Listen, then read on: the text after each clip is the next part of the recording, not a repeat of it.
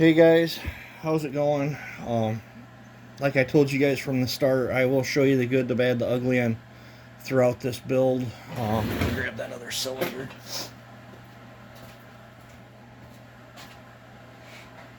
I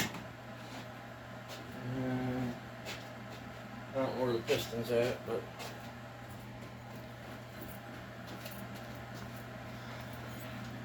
like I said, what'd you guys think of that test cut video of this thing? Pretty gnarly, huh? I had it running pretty darn good on me. I was really happy with it, and all of a sudden, got a little weird on me there, and she ended up getting hot, developed an air leak. I don't know where my pointer is. I guess I'll use this. Right through here, when it was on the saw, I must have ground my JB Weld too thin, because it was as thin as paper right here, and it must have got hot and expanded and separated just a little bit through here, because I would, when it started going wonky on me, I could spray brake cleaner with a straw down underneath there, and it would get here, and all of a sudden it would change how the saw was running. Before that, I had an air leak. These two screws that are right here that hold this block down,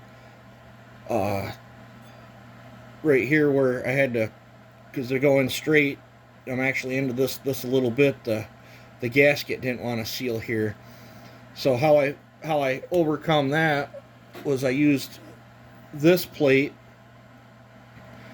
with the homemade gasket. I put goop on it, let that dry it up, and then I can bolt this on it, and then a normal carb gasket.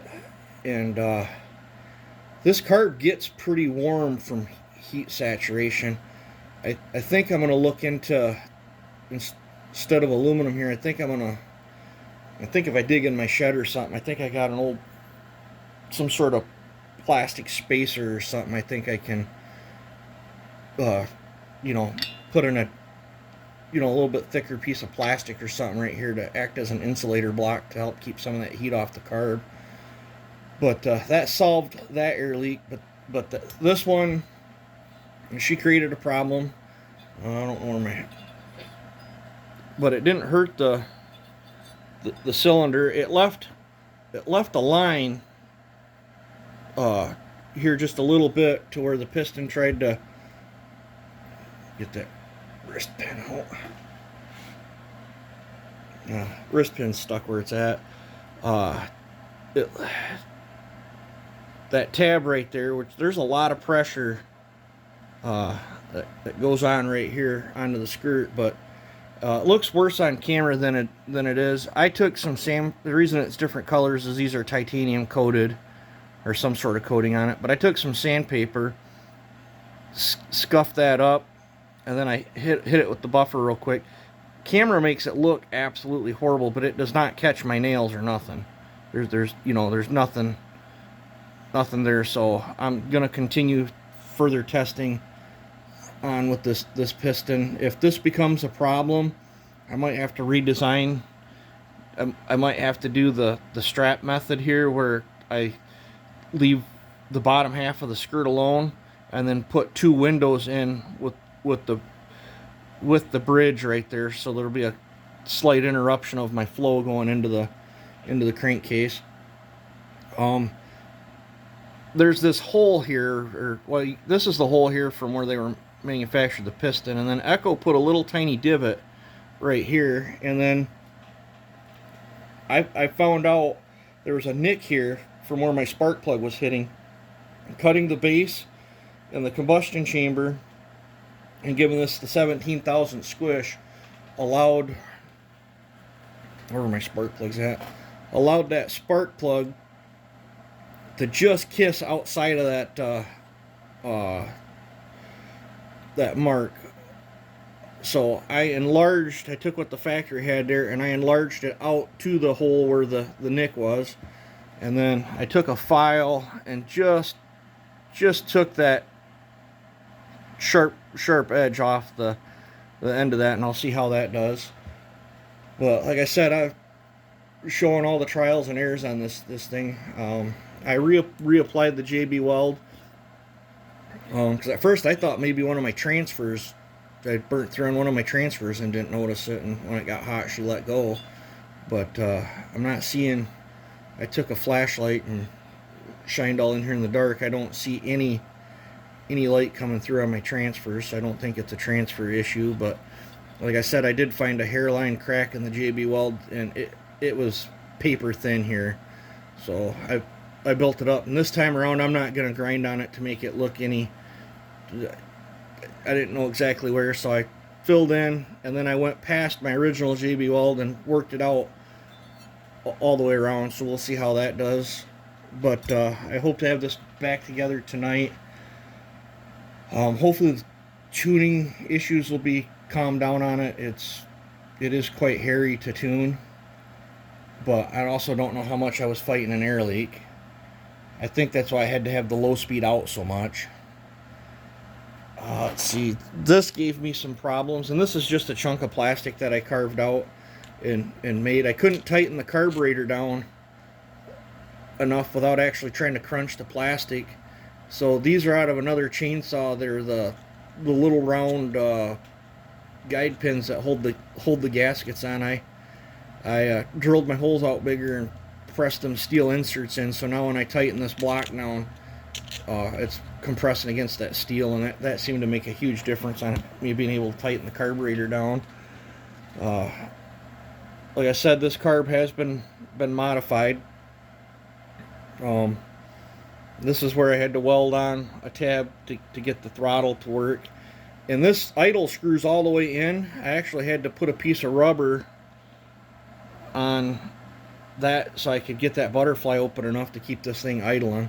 I forgot to mention that in one of the other videos, but we'll have to see how that acts after I get it back together, and hopefully no air leaks.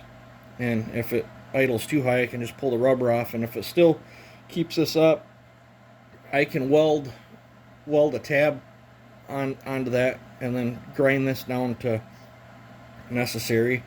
There's a lot of volume here, and this is quite a bit bigger venturi than what the original carb was, so I have a feeling that at idle the velocity is too low to get the idle function on this carb to work the way I would like it to work. But the top end's fine. This thing had gobs and gobs of power. Did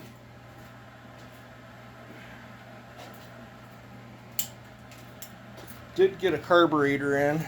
This is the aftermarket 372 carb, and this is a HIPAA carb. So I'll be trying that out. I guess they got all kinds of like different parts for small engines and stuff. So I'll probably be trying this out, but not today. I want to get this back together and running with what I had, so I don't want to be chasing problems in case this doesn't tune right either.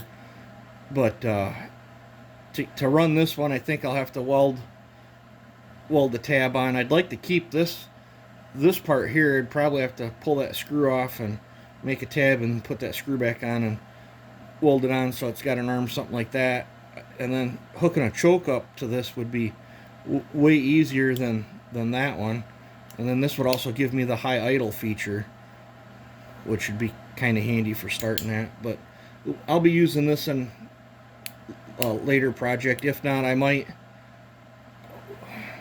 try and graft this to that stacked filtered saw and see how it behaves. But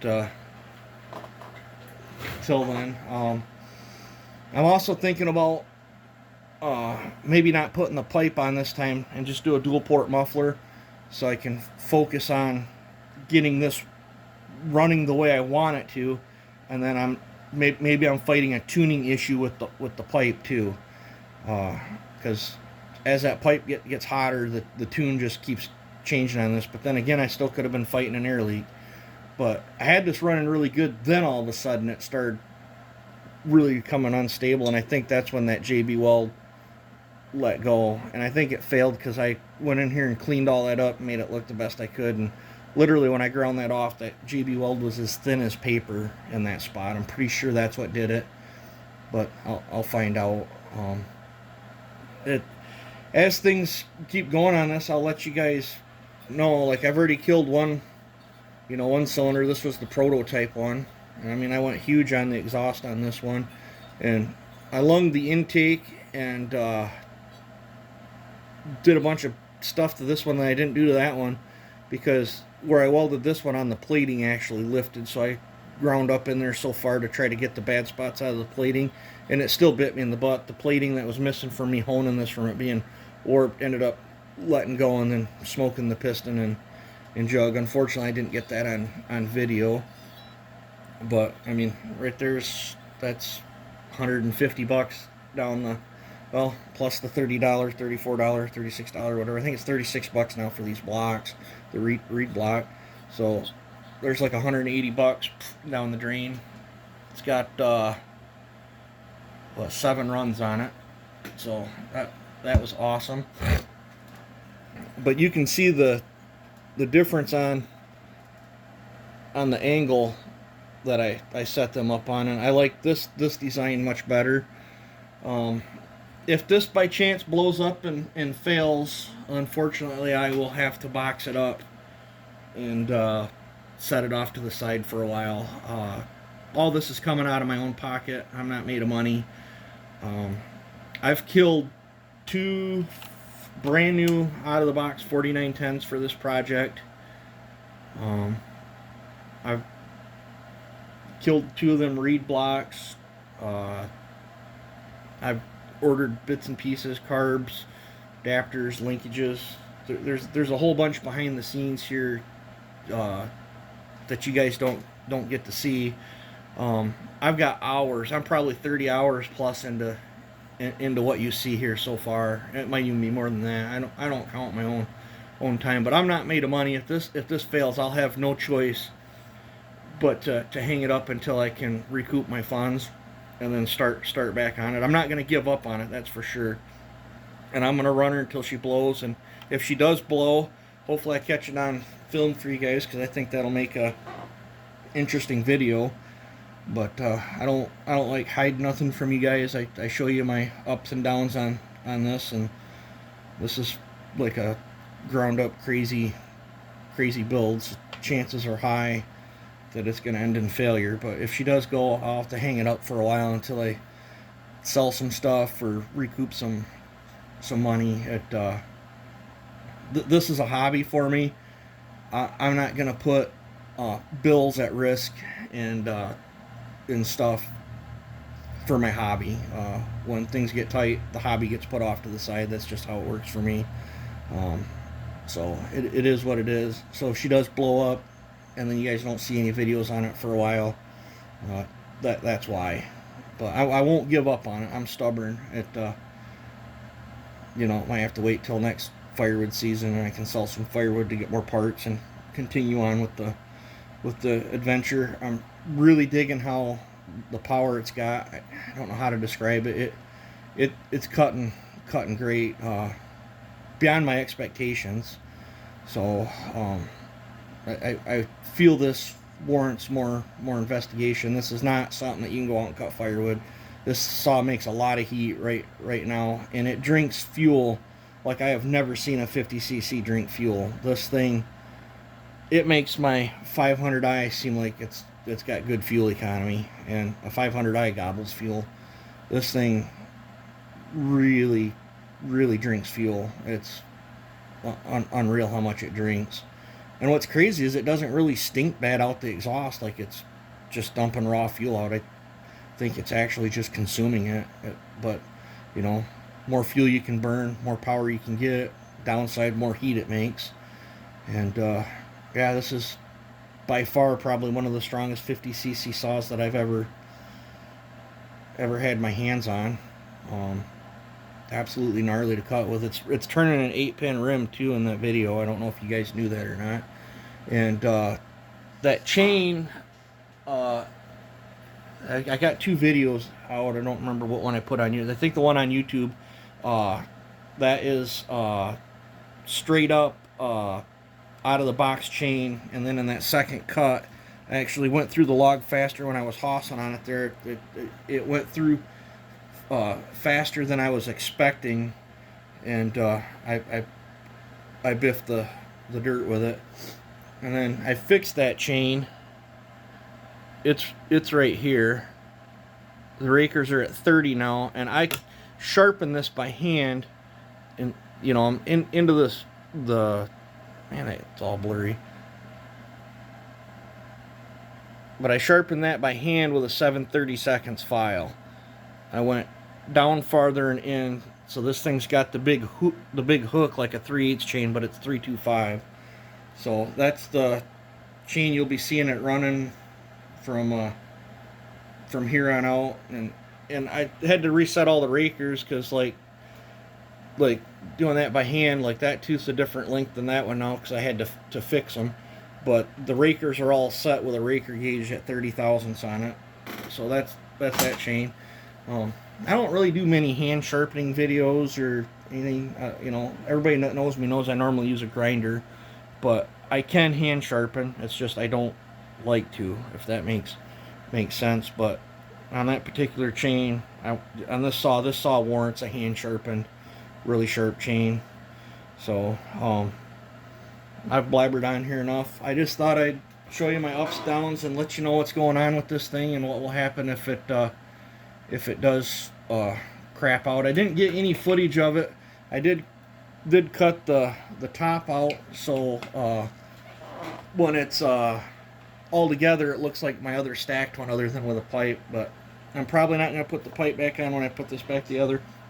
I'll probably do a dual port muffler mod with twin 1-inch pipes, and then that'll make it easier for me to dial in and tell when it's fat, when it's not fat, and how much of the, that'll let me know also how much that pipe's doing too, because then I can jump back and forth onto that pipe. I just know if I'm going to keep tearing it down, a muffler's a lot easier to get this back down than thinking with that pipe. That one bolt is really slow going. I got to work it out quarter turn at a time to get it out of there, so I don't like taking the pipe on and off a bunch of times. So we'll probably do a muffler mod on this when I put it back together, and we'll do further testing with a muffler until I get it dialed in. And that's just a cheapy eBay pipe that I bought, cut and manipulated, and made it fit. And I don't even know if it's tuned right for this saw. I'm going to talk to a buddy. I think he said he actually had a 3-cube race saw pipe that's actually built for 3 cubic inch saw or whatever. So I might talk to him about that. Maybe this warrants an actual real, a for real mathematical figured out pipe instead of some hodgepodge job that I pieced together. Trying to think anything else. I think that will cover it. I wish I could show you guys more behind the scenes and stuff, but when I get busy working on this, I'm not thinking about filming. I'm just thinking about, you know, my project. I'll turn on some tunes, get jamming to some tunes, and just get going on it. Next thing I know, it's 4 o'clock in the morning. So yeah, you guys have a good one. Take it easy. I hope you enjoyed footage of the saw. I hope to get you some more footage of it, and we'll just play it out by ear and see what happens if she blows up. I hope I catch it on camera for you guys. You guys have a good one.